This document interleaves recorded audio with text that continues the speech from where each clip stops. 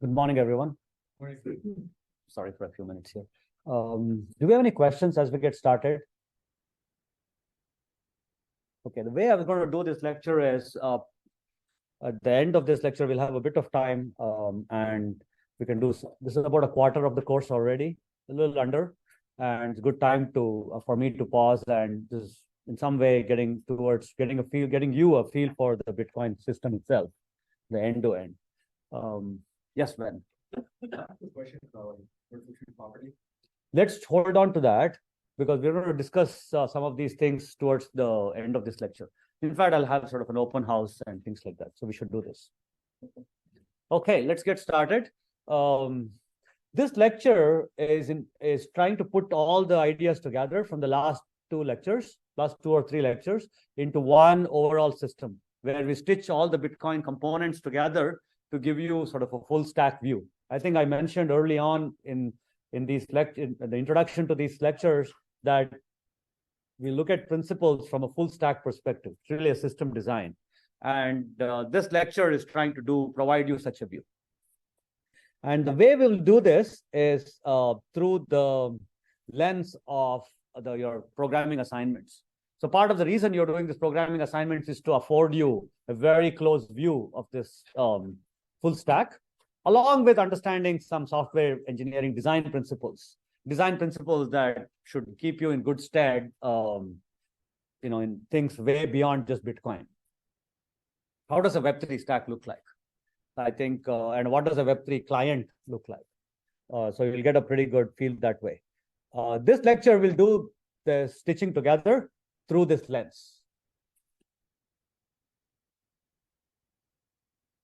So the project is designed to give you this full stack view, and we divide into 6 parts. Notice that these 6 parts are not exactly your assignment numbers. Your first 2 assignments are, you could call them warm up, which will be done by the end of this week. And so these 6 are after the warm up. So total of 8 assignments in general. And each of these assignments is sort of helping you build up the full stack. And I was going to go through this assignment in this lecture, along through which I can provide a full stack view. So the assignment is kind of closely tied with how the system is put together. We put some good effort in, the course staff put some good effort in creating this, so I hope you'll enjoy it, but also give us some feedback on how this went.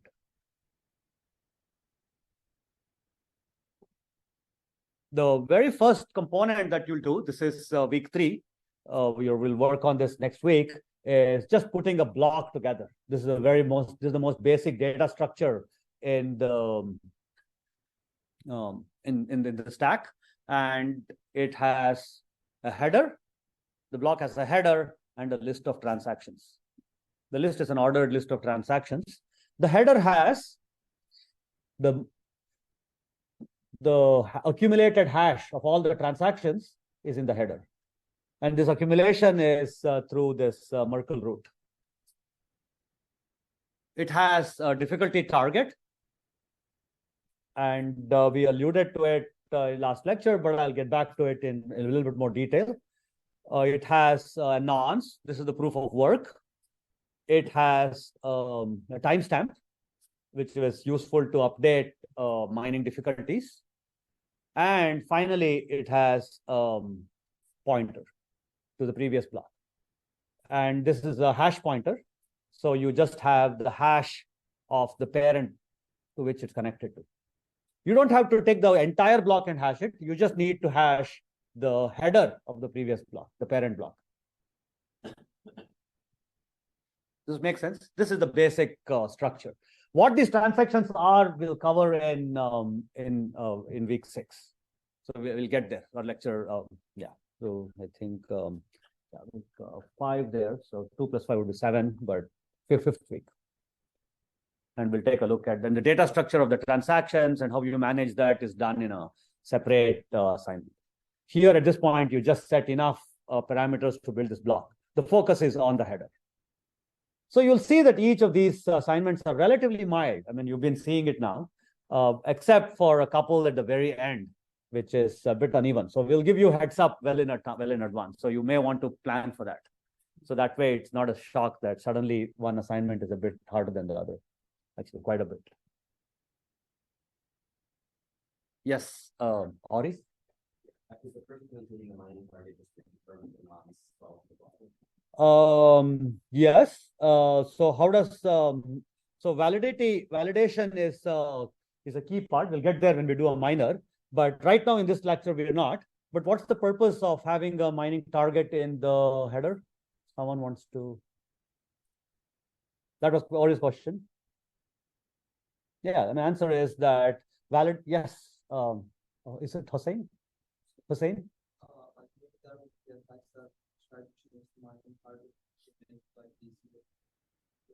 Yeah. I mean, the attacks will get there, but the main purpose is that just receiving the header, you should be able to check whether the proof of work has been passed or not. Notice that you can check this before downloading the block, the rest of the block. I mean, there's a huge gap, even though it looks like the header is a large rectangular box and the transaction is a thin rectangular box. I mean, the actual size is completely different. And you'll get a feel for that, but it's like many orders different. Transactions is where all the bulk of the block is. Header is just, a few tens of bytes. Yes, Ju. Yeah.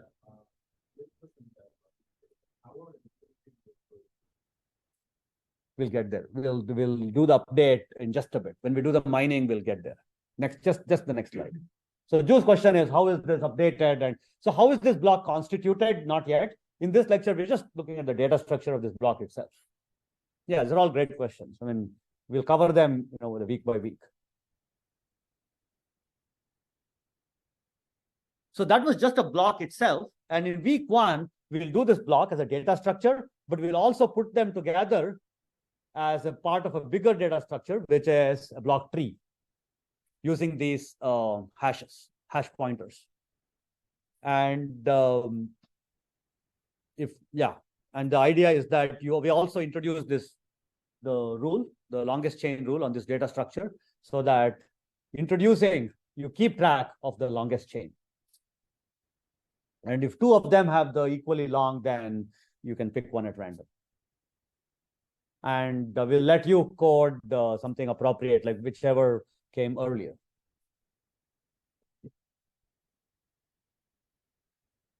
And whenever a block comes in, you'll go and put it in this data structure, right? So this is part of having this block structure. Notice that you could get some stale blocks that are something sitting outside the chain. And but you may need them. You don't just discard them. They're no longer the tip of the longest chain, but you keep them because that could lead to a new longest chain.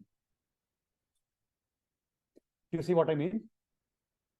So you don't throw away 2, you keep it, because somebody may mine off of 2 and eventually overtake this one.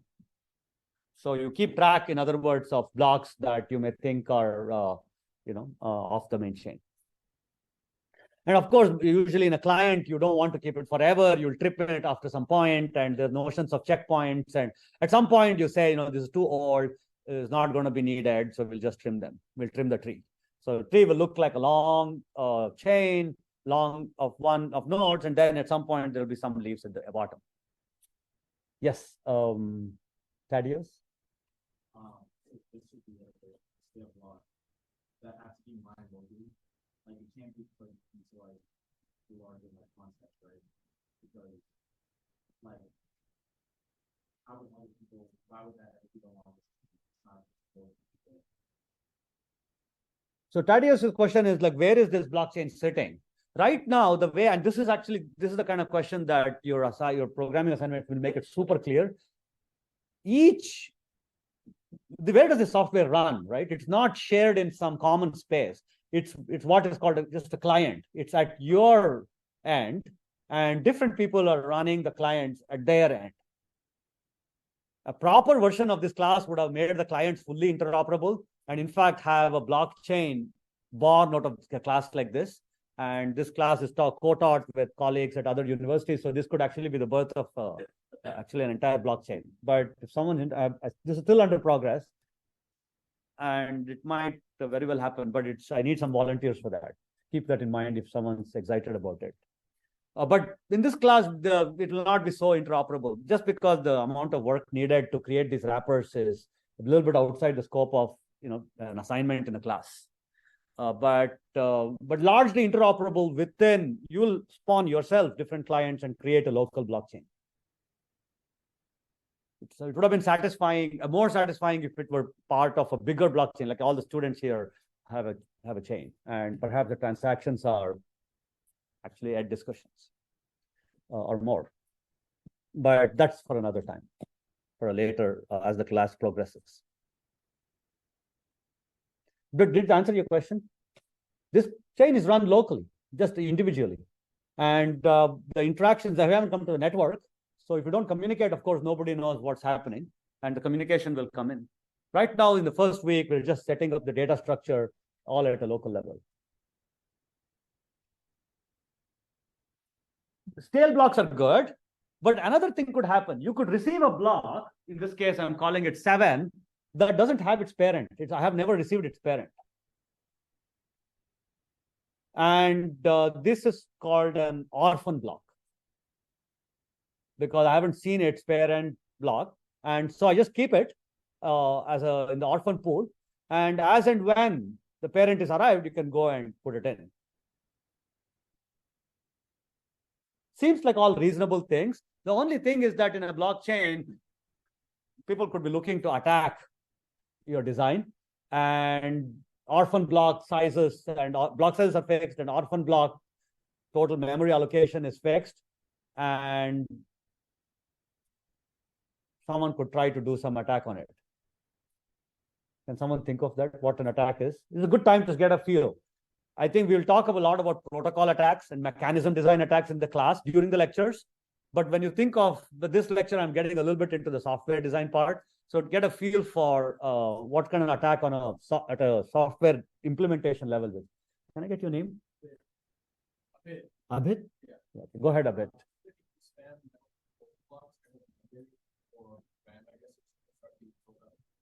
Yeah, does it make sense? Constantine, did you have something?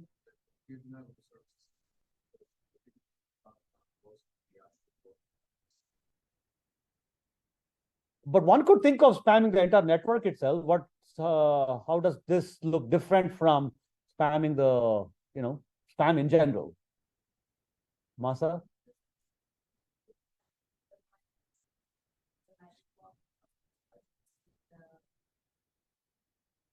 Yeah, what's the definition of valid block? Can you just expand just a bit on this? It's good. You're on the right target.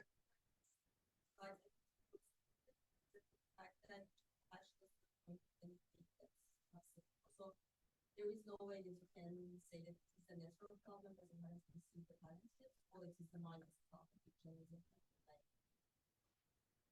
Yeah, Masa is correct. But I want to, it's all nearly there. I just wanted to highlight one sharper thing. Can I get your name? Sushi? Why is it possible? Because for a working block, must also have the account, and the block has must have a there. So to make a working block, you also need a proof of work. So the hacker must have a massive amount of make a lot of working blocks, and I don't think that's possible. Yeah, so Sushi is actually alluding to, and Masa used the word validity. That's a good word. But validity here has two kinds of validity. One I would call sort of syntax, and the other I would call semantics. Syntax simply refers to the proof of work is being correct. And that's largely a spam prevention mechanism in Bitcoin. I think I alluded to proof of work itself as originally having born out of preventing spam in email. And that's largely the spam prevention mechanism. And that's sort of syntax check. There's also validity also involves semantic check, which looks at the transactions and checking that they're actually valid and things like that. But that you can't do because I don't know what its parent is. That's right. But Sushi is referring to a point. He's saying maybe you cannot really spam this because you need to do proof of work. So that goes back to our earlier question. Is this attack any different from just spamming, just blocks as before, or is this something specifically vulnerable? Roy?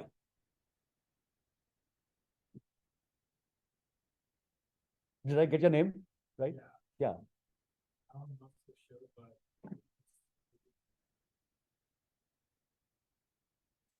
Yeah, I mean, you could have just created just junk blocks. I mean, connected to the proper parent, but just a block that's no good.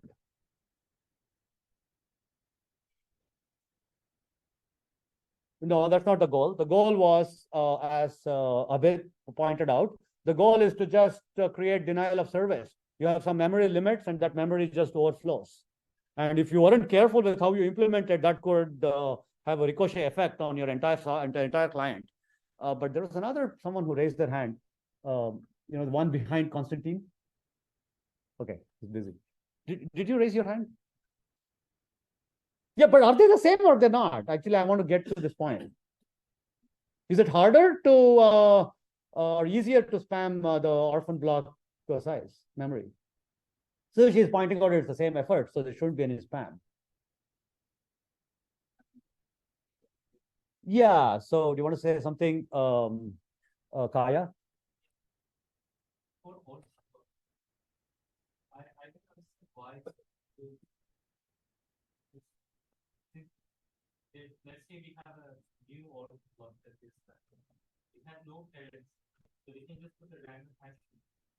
So I feel like we can just spam order blocks because So the hash is always of your header. Okay, hold on. So just 1 second at a time. One step. The hash that you're checking in the proof of work is not the hash of the previous block. It's the hash of the current block. So the proof of work is always work done on the present block. But because you don't know your parent, you don't really know your difficulty level. So you can't just put some random hash. That has to be the hash of the header of this current block. But you can indeed put whatever mining difficulty you want, more or less, because I don't know what the parents could be, and that mining difficulty gets updated based on, I guess, the timestamps associated with what the parent blocks are. Yes, Thaddeus? I have a question. So then, like, if you don't know where the parents blocks out, then if you like put it somewhere in the chain, then what happens with like the most like No, you don't put it there. Just keep it in an orphan one. I'm just giving this as an example here, because I don't know there was a 4 in between at this point when I received. Can I get your name? Yeah. Tim? Yeah. Difficulty for like the head, is that calculated by clients or is that? No, it's always calculated separately by each client. And it is possible, but notice the blocks before are identical, but it's possible that different clients could be working on a different longest chain. And that's possible. But because of the chaining itself, it's not given that they're both forming on the same chain, right? If 2 clients are working on the same chain and building on it or validating it, they must be in consensus. But it's possible that they're looking at different chains, and that's a different view. But given the chain itself, they're aligned. Yeah, Sushi? Yes. So There's no such thing as, by the way, there is no one's implementing any of that. And in fact, I wouldn't even use the word maximum, because there's no such thing. what I was saying, It's aiming to have an average interblock arrival time of 10 minutes. what I was going to say is, if a block has a fabricated timestamp and a fabricated mining difficulty, it should be pretty easy for the block.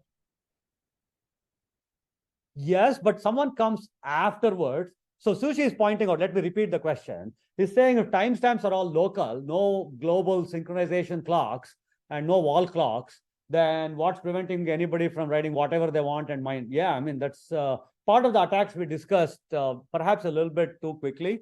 And your homework assignments can help you delve a bit deeper. By the way, I'm not assigning everything, because it's just, you have a programming assignment on Thursday, homework due on Friday, and of course the clock ticks. So the next week, again, you have it. We are adding a whole bunch of questions at the end of each lecture notes for you to explore at your own pace and time. But Sushi has a point, which is that you can put whatever timestamp you want, but notice that, and you need to cover for that, by the way. So you need to account for it. So when we do security analysis, sort of you need to account for the fact that timestamps could be moved around. Yes, Ajun? Yeah. I mean, if you can have kind of like, you can have like any like theoretical fairness that would satisfy like the money.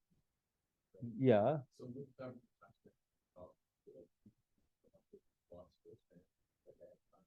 Yeah. This was actually precisely one of the attacks we discussed last time. And I'll have a little bit more to say. But the point is, why do we even allow this? I think Suchi is alluding to that. And a client should be able to say, hey, wait a minute, how can you put this timestamp? You know, it's not, I've been around and it's not valid. But the point is that you want to have a blockchain not depend on what we call sort of being live when the blocks arrive. So I should be able to join the Bitcoin network today, 15 years well into Bitcoins being processed, and still be comfortable that what has gone on has been fine and continue. So this is the reason you don't sort of go check and police at a local level. We'll see some other protocols further down this class, especially when we try to scale Bitcoin and beyond Bitcoin, which don't subscribe to this strong property, but they get some other things in return. So Bitcoin gives up something because of this, and if you want it back, we will see that you may actually want, you can't have all of it actually. So we'll look at some basic, we'll look at a basic, a fundamental limitation to how consensus can be done. Yes, Masa. Potentially easier. I was just a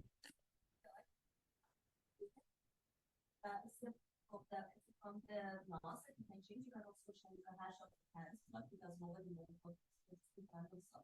But it's not clear that it's easier to do that because anyway, it takes some hash of. Agreed. So it's not, I mean, it's somewhat, it could be easier. But I just want to highlight on the fact that the implications of the attack are vastly different.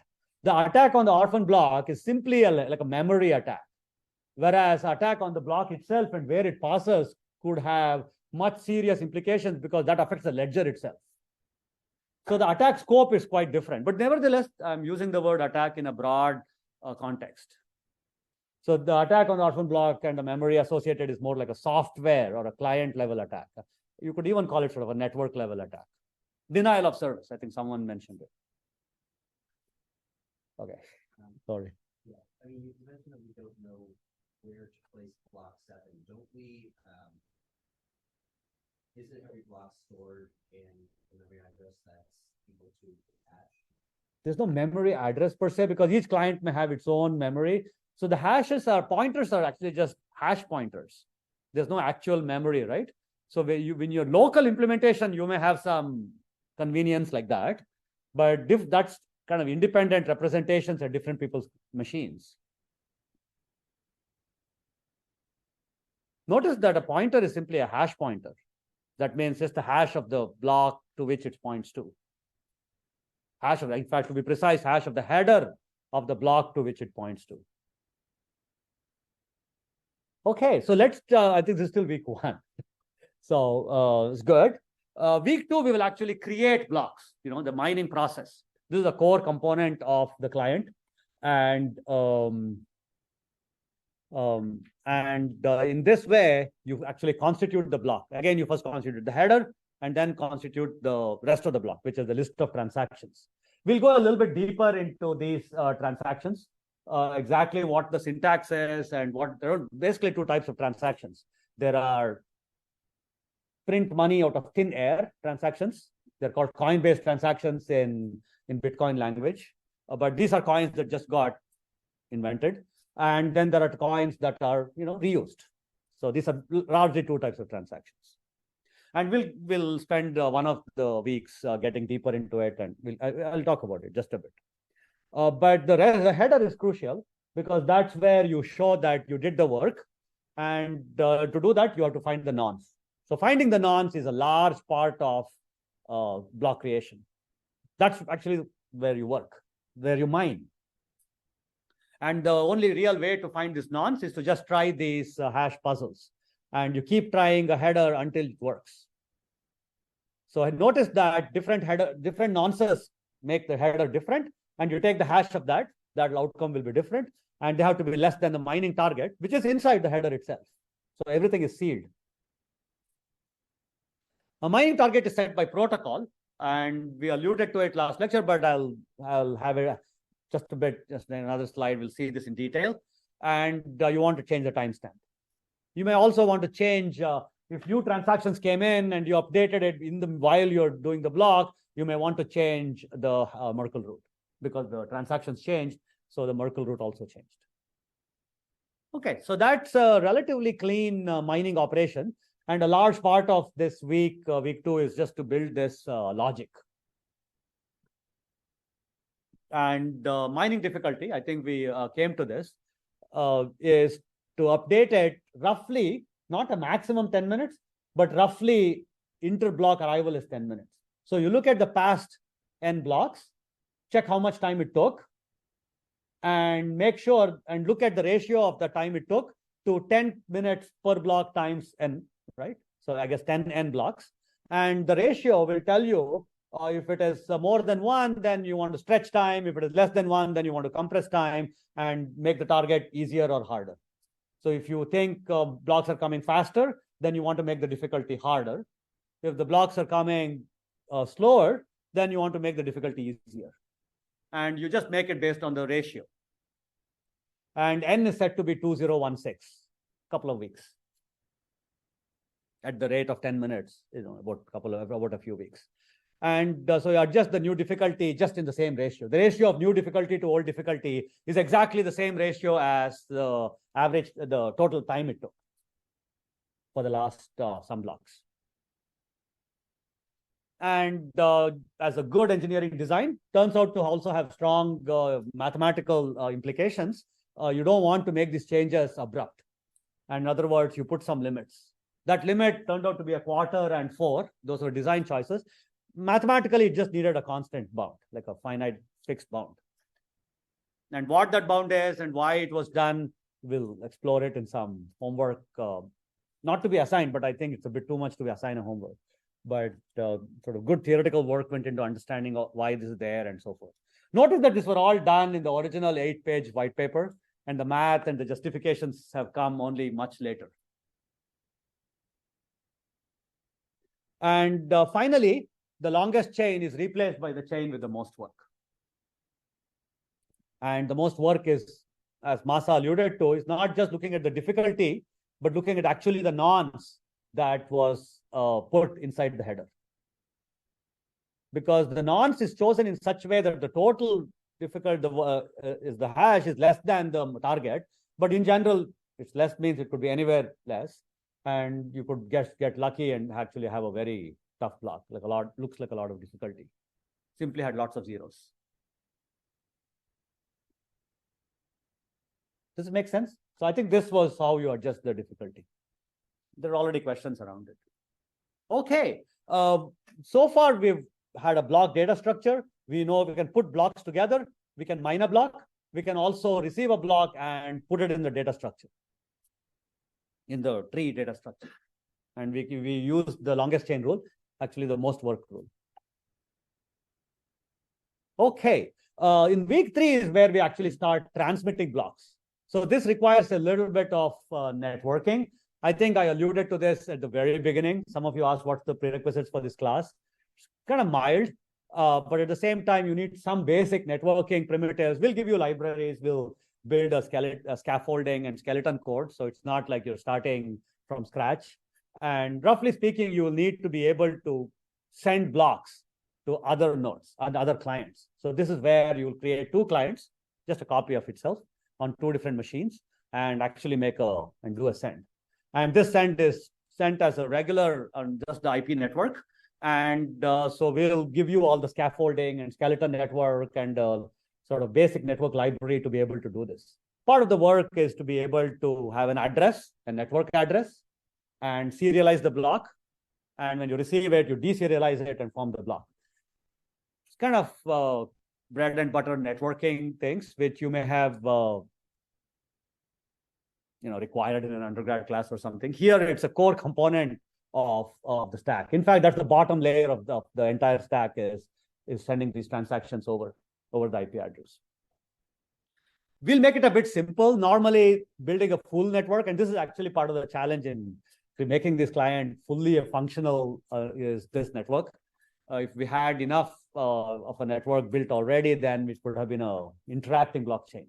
But because I'm asking you to write some of the network functionalities, it's been by very design not that functional. Still functional enough that you can have your own clients have an intra ledger blockchain, like a small blockchain that you can run yourself.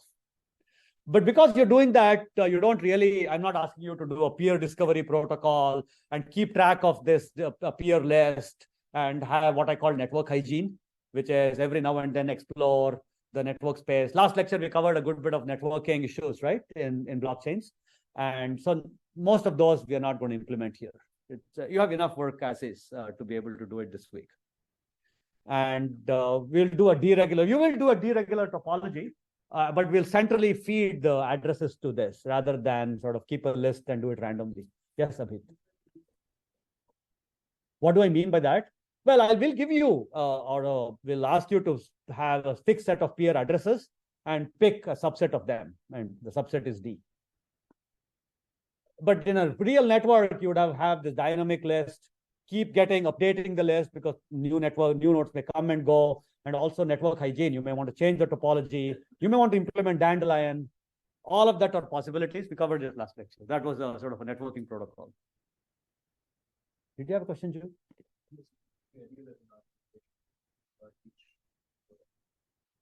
Yeah. In fact, you'll create it, and we'll give you the scaffolding to help you do this. I think having a full-fledged peer-to-peer network is a large project. Okay, so this is week 3. I would say still mild, especially if you've done some network programming, like sockets and TCPs and stuff. This is especially easy. Otherwise, also it's just a bit more, but not anything more than week 1 and 2. Week 4 is just before your midterms, and during midterm we have no assignment due. So this is just the week before your midterm week, and this is where we put them together. So previous week we would have put the network components, and in the 2 weeks before that we had built the blocks and the logic to manage it. We'll put them all together. So this time, and this is the logic that you'll sort of implement.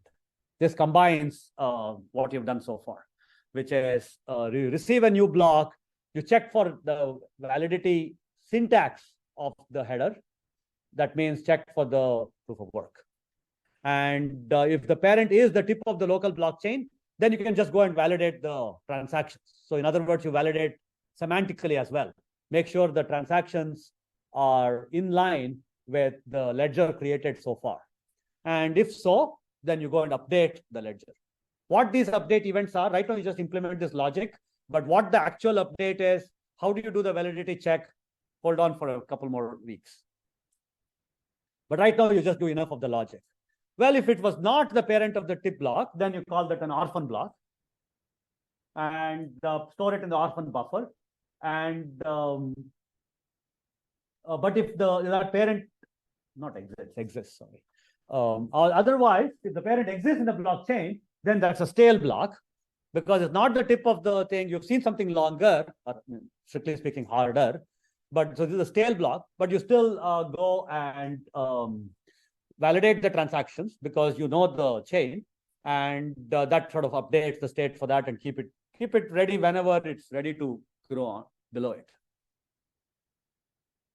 Make sense? This is the logic of block management. So when I alluded to the fact that the class like this, you'll sort of handle memory management. There's some memory management here. Which part should stay on disk? Which part stays on local cache? And tip of the blockchain you may want to keep. Which ones stay further away? Because anytime you have stale blocks, you have to go and read disk. Which parts get stored? All of that design decisions will help you make in this part. Yes, Hussein?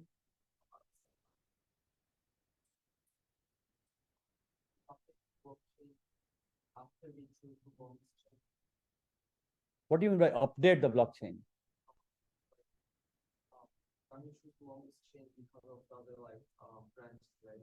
right? So like you update blockchain after you shoot it, or You update whenever you are successfully mined a block. Yes. You also update whenever you receive a block. those board blocks, like the ones that we threads that we I didn't get the question. Can someone interpret the question? so like when you choose the longest chain, you cut off the other branches. I didn't say that.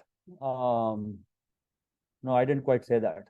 In fact, I said you shouldn't cut off because there could be a block on which it becomes longer. I did say that at some point you may want to trim it. That's just more for efficiency purposes. Like last year's block, nobody's growing on that. So you can probably trim it. No, the recommended practice is not to throw away anything. Keep all the stale blocks. They may come in handy.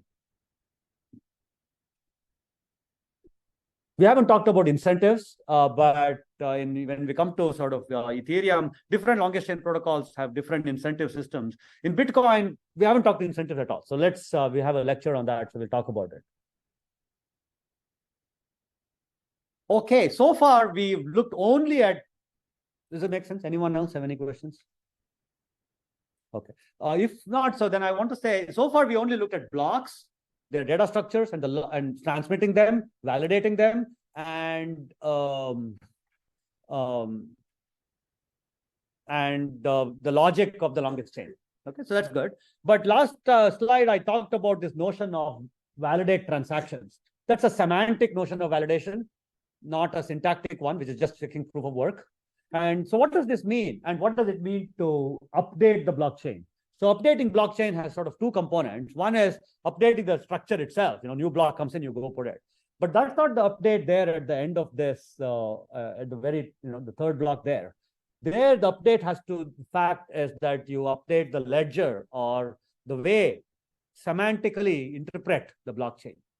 And so far, we have not done that. And in week 5, we try to get a look into the transactions themselves, which is the rest of the block. So in the first 4 weeks, we're just essentially looking at the header. Towards the end of week 4, we started building enough logic to validate something inside the block, the transactions, but we didn't go deep into it. But like week 5 is where we go expand out that part of the block, not the header, but the rest of the block, the transactions. And we try to look at what their data structure looks like, what their syntax is, and what data structure is, and how that data structure gets updated as blocks come.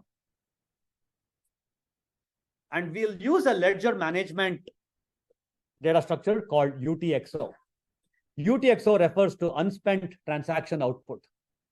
Clearly a sort of a geeky term, so it's not, so it's clear some engineer made this. So UTXO refers to, so this figure is giving you a feel for this. So what does a transaction? Transaction is a pair. So actually, maybe I should take a look at the syntax. So the syntax of a transaction is like this. So this is an address-based method. UTXO is using an address and not the account. And the address is simply just the owner's public key. That's what we call an address. A transaction is a pair, input, output. Input is the address of who is sending the coins, who is sending the BTC, and how many BTC. And the smallest BTC, of course, you don't want to send actual BTCs in, BTC is like $27,000. So that's not, you're not sending in units of BTC. That doesn't make sense. But on the other hand, you have to put some precision, and it's, maybe someone should help me. Is it 10 to the minus 12 BTCs? 10 to the minus 14, 10 to the minus 12, 10 to the minus 8. Thanks, Niyusha. So that's called a Satoshi.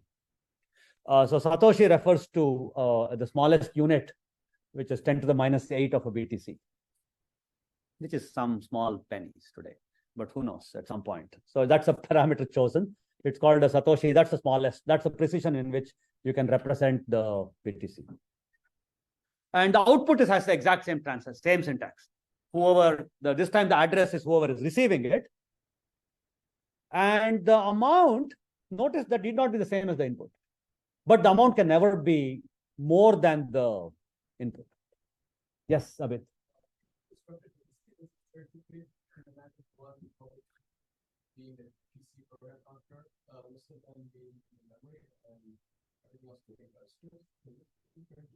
Yeah, so Abid is asking how is the best way to sort of put this data structure.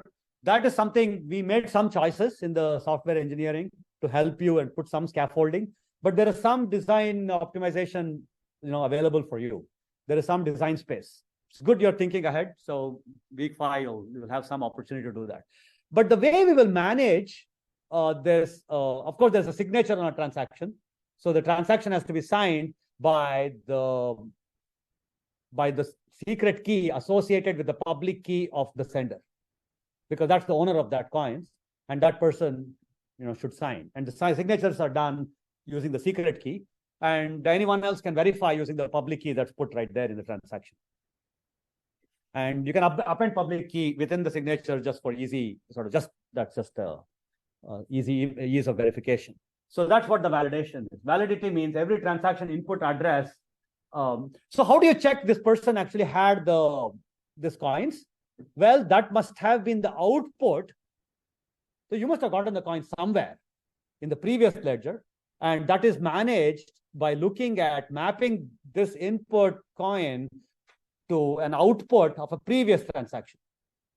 So you must have received the somewhere, which means your public key must have been the recipient of a previous transaction that in the output field. And keeping track of these input-output pairs is done through this UTXO model. UTXO, the unspent, refers to the fact that you can spend some transactions, but notice that whatever you spend may not be what you received, and the difference is maintained in the ledger. So the unspent part of the transaction is potential inputs in future transactions. Yes, Abhi. It could be in between blocks. It could be intra-block as well. Both inter and intra. It's the whole entire ledger.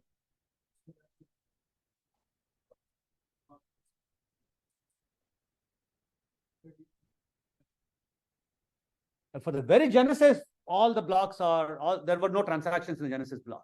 There were just the mining reward. So we haven't come to the mining reward yet, but I'll explain this just a bit.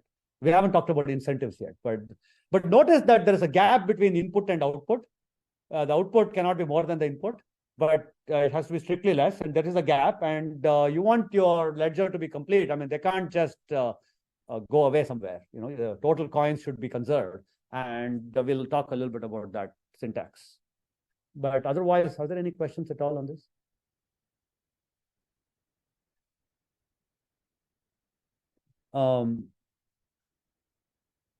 And we'll do that just when we come to the next week 6 in terms of mining incentives. So finally, because we're doing transactions, which are the input-output pairs, you want to be able to also build functionality of transmitting a transaction and having a data structure to maintain all these transactions. And this is called a mempool. I've alluded to this. So you want to send it on the network and have a mempool data structure that maintains the transactions. And miner collects transactions from mempool. So any miner is constituting the block. It picks transactions out of the mempool and puts them together and forms the block.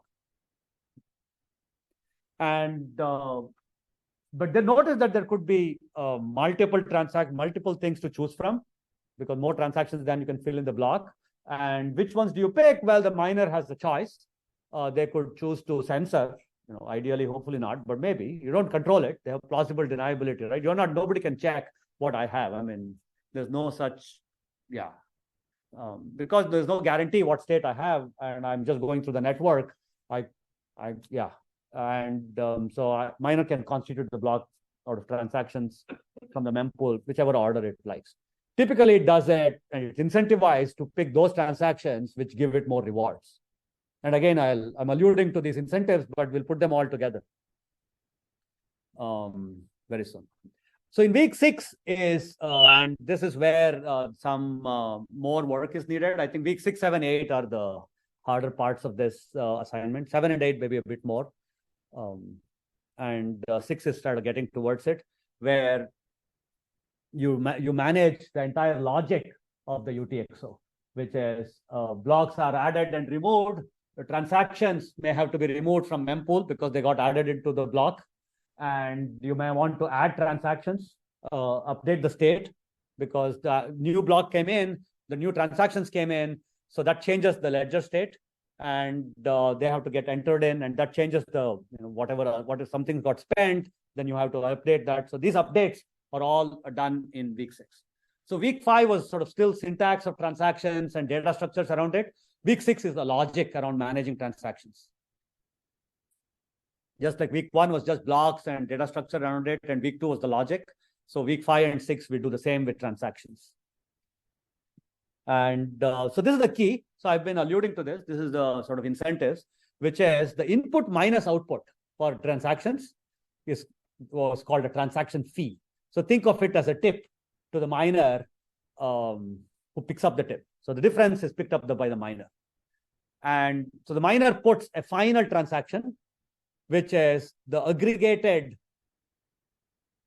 differences from the input minus output of all the transactions in the block. And the output of that transaction is to the miner. The miner also has a public key.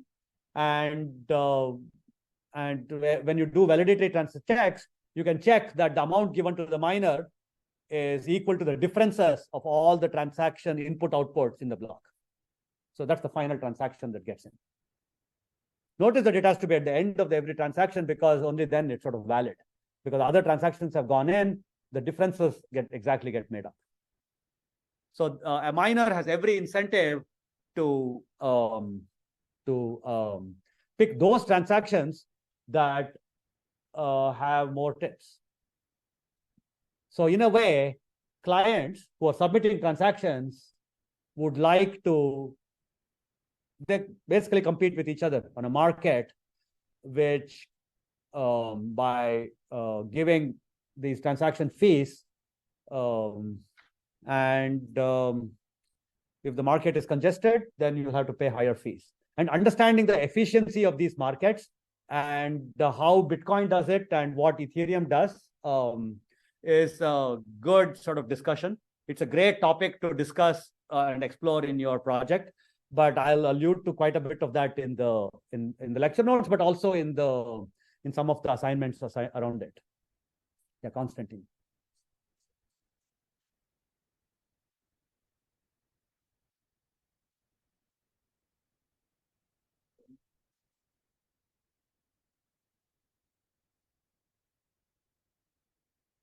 No, you don't need to, because you have signed as an owner of the coin what the input output is, and you also put in the amounts.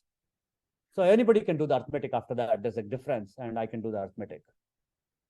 So there's no need for getting signatures from all the people on this transaction. No need to have this multi-sig or anything, because you already signed your transaction and you left something on the table, right? It's like a restaurant or something. You left a tip and then it's just will be taken up. And nobody else has access to it because whoever is putting the block together is the one, and it's all in the block. It's all sealed together. So because the blocks are sealed by the proof of work and the hashes, it's not like someone else can come in later and change the address and stuff like that, because that would change the whole block and that would violate all the proof of work so far. So it's crucial. We've been kind of taking it. We've already started using this notion of immutability of a ledger and now unbreakable chaining already in these designs. Good point. If it weren't having chain, then you have to have some extra safeguards like these signatures. Yeah, Roy?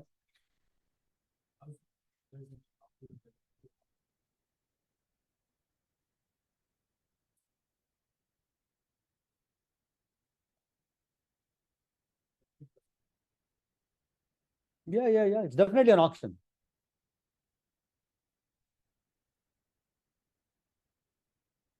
Totally. So Roy is alluding to the fact that, basically he's pointing out this is an auction and viewing this mechanism within the design space of auctions and how it fits to sort of an auction theory is an established area in economics and computational aspects of it. And this is really a first real world play, and all the things that you would expect, adverse effects, right? Roy is alluding to the fact that if someone has an edge getting in with their transaction first, simply because they're acting on some knowledge that that you need to get in first. And if it were just buying coffee or something, it probably doesn't matter. But if the transactions are related with each other as they are in Ethereum, then it makes a huge difference. You're trading on some knowledge, then it makes a big difference. How to do it in a way that is reasonably fair, at the same time is decentralized, are all major research topics. Largely well studied, but not, I wouldn't say completely studied. Well studied only in the sense of the last 24 months. It's not like a very old topic. And I'll allude to a whole bunch of this by creating research projects and reading projects around it. They all get much more exciting when we do programmable blockchains. Bitcoin is not that programmable, especially in Ethereum. But this class, in the assignments, we just did Bitcoin, but we are not focused only on that. In a companion class next semester, when I teach tokenized finance, all these issues are discussed in way more detail. This is more principles of blockchains, but we'll still have opportunity to discuss the principles of this mechanism design. Okay, I think we should take a short break. So these are the first 6 weeks. And the last 2 weeks, we'll put everything together and we'll do a sort of end-to-end demo. But let's take a short break. I think we earned it. Okay, let's do this. So welcome back. The first thing why we wanted to point out is that the total transaction fees, together with everything together, it's a zero sum, right? What amount spent and amount received, and it was equal to amount spent. But there is still, and all these fees are aggregated in one transaction, but they're aggregated together with what I'm calling a coin-based transaction, which includes transaction fees, but also what is called a mining fee. Mining fee is the fee for the miner, an incentive for the miner to even do the mining in the first place. And a miner gets a certain prescribed fees, which is set by the protocol to be sort of a fixed number. And this fee schedule is published ahead of time. It started off with, and it halves, the fee basically is geometrically decreasing by half every certain frequency at a certain period. And by 2050, there's not expected to be any rewards. In other words, it's just purely functioning based on just transactions. Started off as 50 BTC. So whoever did the mine at the early days did pretty well. But at the time, so the very first block, the mining reward was 50 BTC. In Genesis, in fact, there was no transaction. There were no transactions. So there was just the coin-based reward. Okay. And we'll talk a little bit about that particular design. This is called the block reward design. So mechanisms are two kinds then, incentives. First, there are incentives associated to the transactions. That's an auction aspect. The second one is mining reward itself, my incentives for mining. And that's what is called a block reward. And they have very different mechanics, and the incentives are also very different on how and what to achieve. Yes, Masa.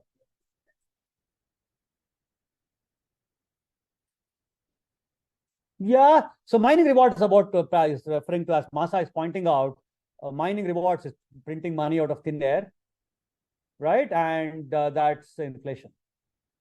And Bitcoin is, eventually dies down, so there's nothing being printed. And the value goes up, so it's really deflationary by its very nature. Yes, Roy. So building off that point, wouldn't that make the currency over time that more forms of speculation have been transactions? Yeah, so the idea of, that's right. So thank you, Roy. So Roy is pointing out that people give rewards at the beginning because it's an early stage and early participants are taking a risk.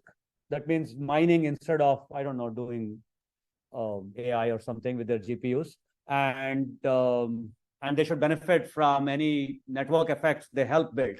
So it's like a bootstrapping phase, you could call it, of a network. Such rewards are also given in part of other network designs. And early participants are rewarded for their entrepreneurship. But once all of this dies down, it's a stable network and it's meant to just run because there are enough fees. So it makes it worthwhile for a miner to participate. Maybe someone can tell us what the reward today is. How many BTC, Nusha? 6.25 BTCs. Still, nice chunk.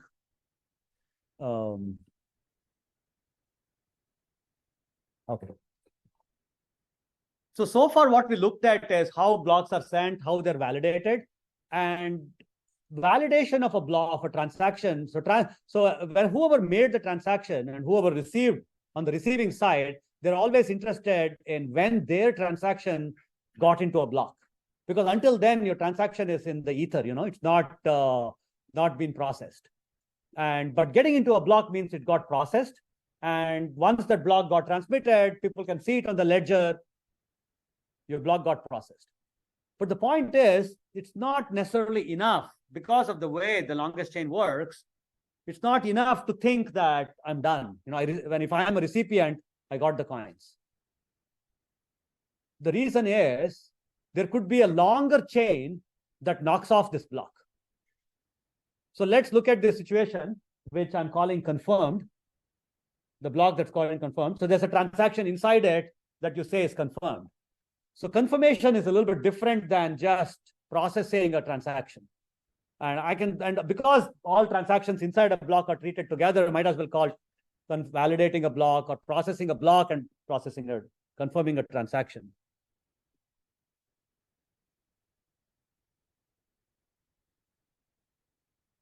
The reason is a block could get nudged out by another block because now that is the new longest chain. So this blue series was what was there, and transactions therein, you may have felt good about them because they are in the ledger. But looking at this red series, now everyone accepts, right? Because whoever looks at this tree, if they're following protocol, then they accept, starting with the genesis, the red chain as the longest one. And in other words, whatever transactions there were in the blue ones are kind of gone. Of course, if they were also in the red one, that's good for you, but it's entirely possible that something's got replaced. And the worst thing that can happen is there was a transaction that someone made, it got into the blue block, and the recipient felt very good about it, and the recipient was Tesla, because at some point Tesla was taking BTC, and you received your car and the transaction was done. But then the red blocks came and the coins that transaction never showed up. So you get to reuse your coins this way. This is called a double spend attack.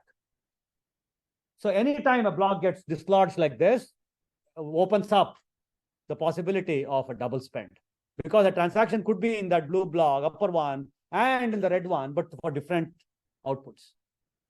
And notice that they're two separate chains, so there's never a conflict. And whoever was validating never has to worry about it. So if you process the transaction in the blue and it was a physical transaction, processing meant like actually a physical transaction that involved confirming it because you gave some physical good or something, then that's a bummer next time. So how do you deal with this? Because this is especially in a cryptocurrency, you want to be sure that you close the transaction. That's the point. And here there is no real way to do it. The only way is a soft way, which is you wait until the block is buried deep enough in the longest chain. If a lot of blocks have been built on top of this block, a given block below it, then a lot of work has been done in a way. And to replace it, someone else has to do yet more work. And perhaps the chance is small. And the larger the K that you're willing to wait for it to be buried under, then the more secure you feel. In your assignment, due this week, we'll do one such exercise. And Nakamoto themselves, he or she or they or a group themselves did this simulation. where Nakamoto called it the private attack. And Nakamoto looked at a specific way this dislodging is done by saying that some miners are mining publicly. That means they try blocks. As soon as they successfully mine it, they broadcast it, people are receiving it. But then there is one miner, which is substantial mining pool, let's say 30%. This is the number Nakamoto used, 30%. And 30% mining power is all done in private. This miner never tells anybody what it's doing. It's just mining, because it has substantial mining power, it only mines from the Genesis too, this miner, and mines entirely in private. But at some point, by chance, by some probability, it may get a chain longer than the blue one that was done publicly. And as soon as it gets it, it publishes it. And all the other miners are like, whoa, what happened here? Suddenly there's a new longer chain. But by protocol, they have to go and adapt to it, take it. They're required to. And protocol followers all move to the new one. And when this succeeds, it's called this is also called the Nakamoto attack, simply because this was just first introduced in the very first paper of Bitcoin itself. He showed a particular attack. In general, you could do some combination of showing just when it's right and not, and balance attack. And we'll explore a whole bunch of this. We'll spend a whole lecture on this. In fact, that will be the next lecture. No, the one after that. And when we'll take a look at some of the mathematical properties of the Nakamoto protocol. And how do you know what's... But I'm giving you a hint already that there is something weird about this longest chain rule. And why is the longest chain rule? We'll get a feel for it. But the point, though, is that if enough people follow protocol, that means enough mining power or hash power that we talked about is following protocol, then the chance of a Nakamoto attack gets smaller. And we'll do a sort of a mathematical model. And each of these block generation process is very well modeled as a Poisson process. You'll do that in your assignment. And the lecture notes also talk a little bit about it. And it's really a race between two Poisson processes. One has a higher rate because it's mining faster. It just has more hash power. And the other one is lesser, 70%, 30% in my example. And the chance that the 30% one overtakes the 70% one gets smaller as the length of the overtaking increases. And that's what these curves are. It's just that Nakamoto made a tiny error in the paper, which in the modeling. So the math was just a bit off.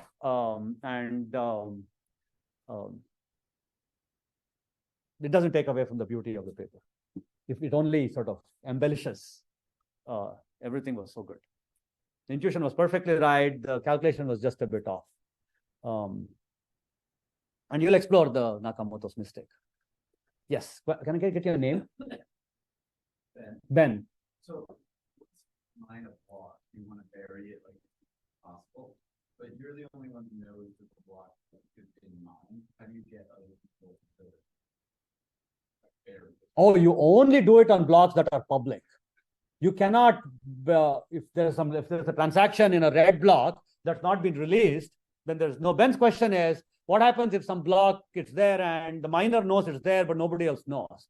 Well, you'll never, too bad. I mean, the other people will assume that this transaction was never buried in any, never even put into a block, and that transaction may get duplicated in another block that becomes public. Because from that miner's perspective, I've never seen this block. Notice that the same transaction could be in both these chains. They cannot be in the same block or in the same chain because that's a duplication.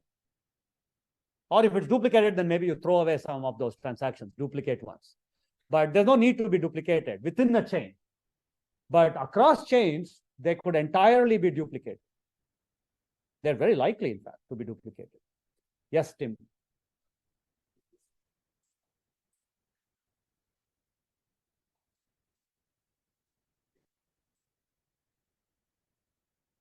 Yeah, so Tim is asking, right? What prevents the transaction from showing up multiple times in the same transaction? Actually, how about in the same block? Actually, Tim was asking across blocks in a given chain, but even you can potentially just, I don't know, you put it inside the same block, multiple as a miner. But that's a bit weird because I'm going to look at, see, once you don't have any incentive to do it. So first of all, you don't have any incentive to do it. Why? Because the input out minus output is only taken once. Once it's taken, that's the arithmetic is done. You can keep on putting it, but I mean, that's already taken off. So you're not going to have no incentive to pad a block with multiple copies of the same transaction if I'm a miner. No incentive. I might as well put some other transaction where I get the fees. First. Second, I want to say it's harmless. So what if it got duplicated, it became inefficient, but it's not like a double spend. Right? So I just wanted to point out. So there's no incentive. Same thing, same situation across blocks. If there is some old transaction that was already in the previous parent's block, why would I want to put it? Because I'll never get those fees. Those fees have already been collected by my parent, the parent miner. So this is what semantic validation of a block will all do. It will not only check who owns the coins, but who new get the coin-based transaction is also validated. And you'll do this logic when you write it down in your week 6. In week 6, you'll build this logic. This is, by the way, part of all those programming assignments, nailing down all these corner cases and getting the logic right.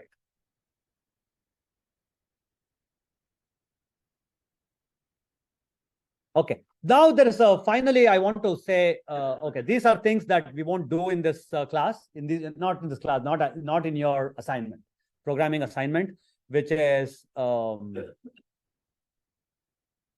maybe we can have Carl here, right? Carl is running the Ethereum archival node on campus. And how do you run this node? How do you access it? If you ever want to start off with Ethereum, then you have a node on campus that's keeping an archival of all the blocks, the entire Ethereum ledger since 2012, 2010, and all the nodes. So and how to sort of download, what is the bootstrap, all of those aspects, and not something that you'll build in your assignments.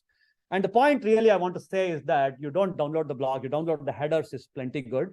And this is something I want to highlight because even though it's not in your assignment, but this was in the original, it's like a real, when I really talk about this Bitcoin paper being pure genius, it already thought about the fact that maybe everybody doesn't need to maintain this entire set of blocks forever. I mean, that's something is weird about it.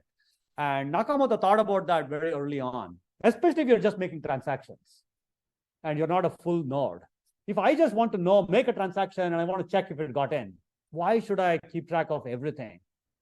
And so what do you keep track of? You can just keep track of the headers. Notice that the headers have enough to chain them.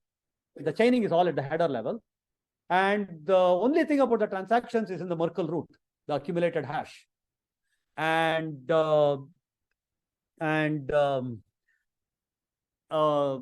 light client, as opposed to a full client, can just keep track of these and now can verify a transaction by simply querying a full node whether that particular transaction I'm interested in is there.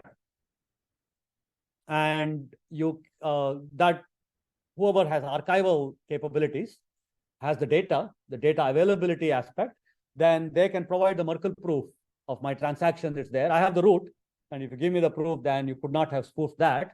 So I know that it's in the block. And I also want to make sure that this block is in the longest chain, but I have the headers of all the blocks. And I know I'm maintaining the tree of headers, so I know which is the longest chain. So in other words, if you're just a maintainer of and checking whether a transaction is embedded in a block and that block is in the longest chain and KD, I just have to maintain the tree of the headers. And this architecture, this longest chain and this chaining of just the headers allows, or has been thought through so that it allows light client to be built. Light clients don't participate in the mining power, so they're not part of the security, but they can function outside. And you don't need to have a heavy infrastructure. You just need to be connected to one node that you can give the data. You don't have to trust it, the data is right. You just have to be connected to a node. This is the so-called any trust model. And yeah, I think this we talked. And the last thing I wanted to say, which we won't do in this class, is that the transaction has another field. I said there's input, there's output, and amounts, but the transaction has another field. Just like in any other check, you have a notes field, like a memo field. You can write some notes. And Bitcoin also allowed a small amount of space in the transaction where you can write some notes. And Bitcoin is not programmable at all. You can only send coins to each other. But this small memo field has been a focus of huge amount of innovation in Bitcoin, where they're using that small space to create a small scripting language and use that to build applications on top. And NFTs on Bitcoin are called ordinals, and there's a whole effort to build. There aren't that many developer community on Bitcoin because there's nothing to really develop, but all is within this small space around this memo field. So people have created a specific language, multiple languages to develop on and build applications on top of it. This could be an interesting research project, especially for people who are BTC maxis. If you already hold BTC and you're kind of into it, it's a relatively smaller community, but Princeton has had a big role in it. Multiple Princeton startups have come on based on BTC. I can refer to a few. I can refer to a couple and what's going on. Ordinals are the NFTs on Bitcoin.